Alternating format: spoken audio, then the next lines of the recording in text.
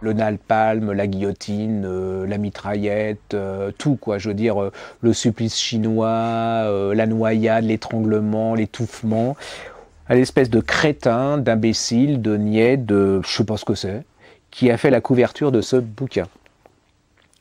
Je serais le mec responsable du marketing, je le vire, je le tue, je le pousse, enfin je l'emmène au bord du métro et je le pousse sous le métro, ça serait à mon avis une bonne chose qu'il ferait pour l'édition, parce que faire une couverture de merde, il n'y a pas d'autre mot, aussi ridicule, aussi ringarde, aussi hors du livre que ça, je trouve que c'est limite scandaleux. Et ben, je vais vous le dire, hein, la photographie, elle est de Herman Esteves. Voilà. Alors, là, le mec, il a peut-être, c'est pas lui qui a choisi la couverture, celui qui a choisi la photo, il est tatoué. Ça s'appelle Un génie ordinaire de Anne Jacobi chez Lattès, et c'est un roman absolument qui m'a complètement bluffé. Je suis littéraire. Je suis incapable de faire mes comptes. Les mathématiques, je me ferme. C'est dès que je vois, voyez, deux chiffres, c'est foutu. Et ça, c'est l'histoire d'un gamin. Si vous êtes parent d'ailleurs, lisez ce bouquin parce que c'est l'histoire d'un petit garçon dès le début. Qu'est-ce qu'il a? Lui, c'est un surdoué. C'est un génie des maths. Alors, génie des maths, moi déjà, je me suis dit, si le mec, il arrive à me faire lire 10 pages sur un roman qui se passe avec un génie des maths, vous voyez, et c'est pas du tout ça, en fait, c'est l'histoire de ce type qui est harcelé par les autres enfants parce qu'il est surdoué. Ça se passe à Chicago, dans les années 60, dans une petite ville à une trentaine de... La mère, bon déjà le père il a un métier super sympa, il tient un funérarium, déjà vous savez, c'est trop top. Le gosse, bon le funérarium c'est pas trop son truc.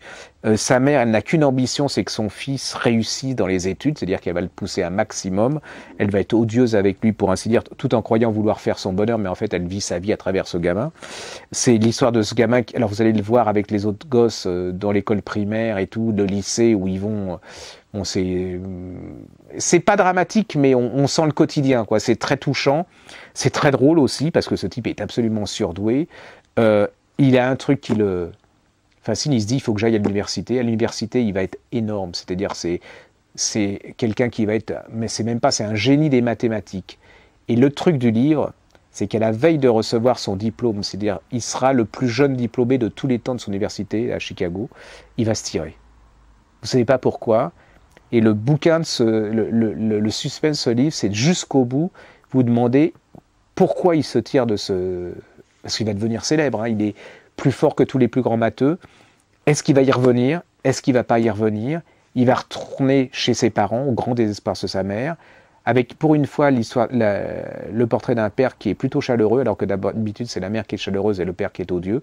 Et là c'est tout à fait le contraire. Il va vouloir reprendre le métier de son père, au funérarium, vendeur de meubles. Il va redécouvrir cette ville et il va être poursuivi par tout l'establishment universitaire qui veulent le récupérer. Est-ce qu'il va retourner? Pourquoi il est parti? C'est une merveille, les enfants. Ça s'appelle Un génie ordinaire chez Lattès, c'est de Jacobi. J'ai adoré ce bouquin, surtout, oubliez la couverture, et vous allez être très très ému et vous faire avoir, même si vous êtes littéraire. Hein. Alors si vous êtes matheux, vous y allez, ceci dit, ça va vous donner des complexes, parce que le mec apparemment, top de chez top. Hein. Ça s'appelle Un génie ordinaire, c'est à ne pas vraiment oublier.